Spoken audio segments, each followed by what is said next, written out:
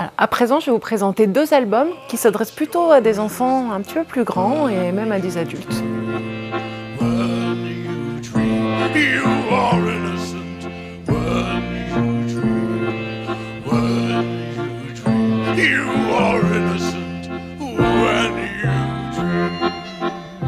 Alors, Mon bateau, c'est le dernier livre de Roberto Innocenti.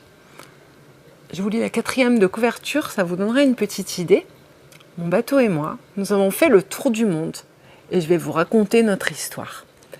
Donc c'est un album qui se situe à mi-chemin en fait entre un album et un documentaire. C'est un album très bien documenté. Il se termine avec un naufrage.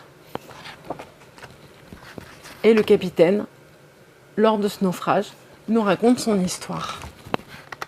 Son rêve de partir sur les mers quand il était petit. Son embarquement à San Francisco. Et puis son voyage autour du monde. Le Clémentine est plutôt un navire marchand.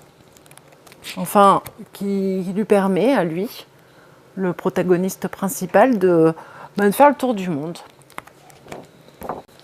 De faire le tour du monde et d'assister aussi aux grands événements qui ont marqué le XXe siècle. Et puis un jour, c'est la guerre. C'est la guerre et le bateau est réquisitionné. On en fait un navire militaire. Et de là, on va partir beaucoup plus haut, dans les mers du Nord, jusqu'à ce qu'on arrive en fait au naufrage à la fin de l'histoire. Donc un naufrage qui humainement se passe sans trop de dégâts puisqu'il n'y a pas de victimes, mais le capitaine perd son bateau.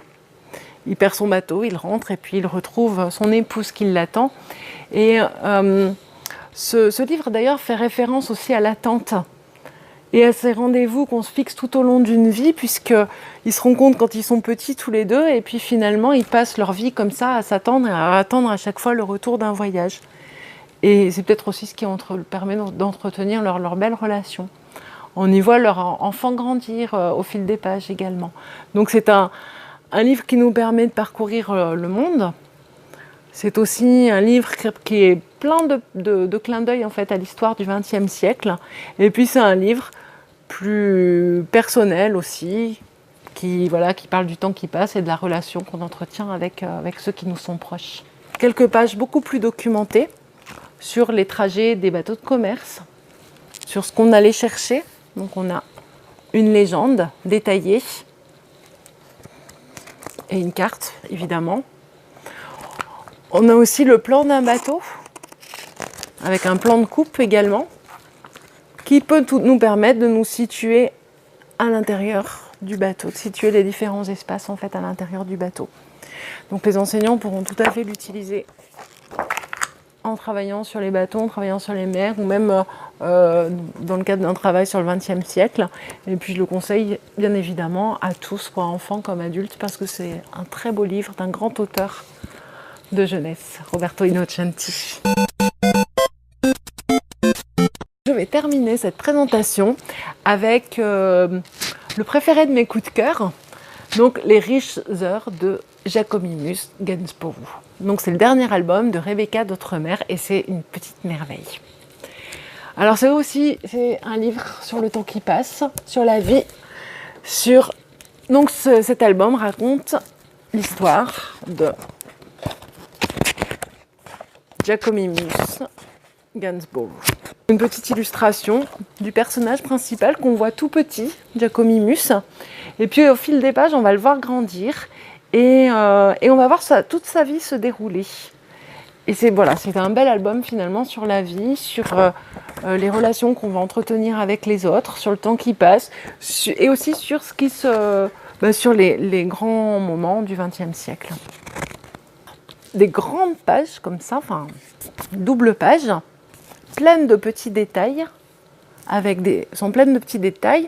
On y retrouve des personnages récurrents, on peut s'amuser à les rechercher, et on a même des indications au tout début de l'album ou à la fin de l'album qui nous donnent des indications pour savoir en fait qui sont les amis de Jacominimus et comment les retrouver. Donc on peut vraiment y passer du temps au fil de ces détails. On a aussi tout au long de l'album comme des photos ou des cartes postales. Et encore, des pleines pages comme ça, que je trouve vraiment magnifiques. Jacomimus, il a une belle vie, bien remplie et en même temps toute simple. Hein, c'est la vie de tout un chacun.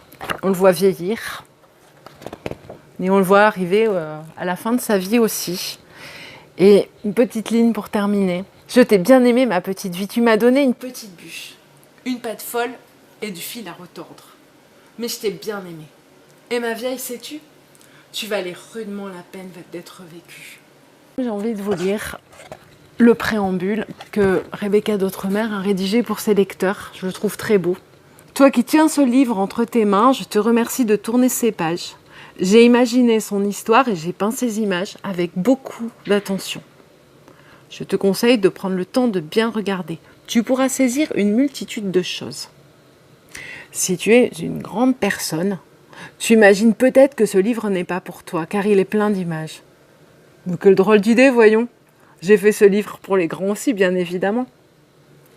Si tu es petit, certains passages te sembleront peut-être mystérieux. Sois rassuré. Tu pourras réfléchir un peu et deviner beaucoup. D'ailleurs, les mots ne disent pas tout.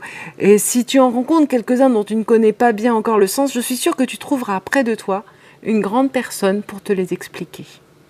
Ce sera d'ailleurs une bonne chose, car ce livre est à partager. Alors je vous ai donc dit un mot sur l'album Trio, l'histoire du chat à trois pattes, qui a été écrit et illustré par Andrea Wisniewski et qui s'adresse aux enfants à partir de 3 ans. Je vous ai parlé d'un autre album de Marie d'Orléans qui s'intitule « Nous avons rendez-vous » et qui raconte une belle promenade nocturne, donc édité au Seuil Jeunesse à partir de 4 ans. Je vous ai parlé également de Xox et Oxo, un album plein d'humour qui parle d'art. Et voilà, c'est un album de Gilles Bachelet, publié au Seuil Jeunesse également, et à lire à partir de 4-5 ans environ, et même bien après. Mon bateau, de Roberto Innocenti, donc pour les enfants à partir de 6-7 ans, un album qui se trouve à mi-chemin entre la fiction et le documentaire. Et pour terminer, je vous ai dit un mot de l'album de Rebecca d'Outremer, Les riches heures de Jacomimus Gainsborough.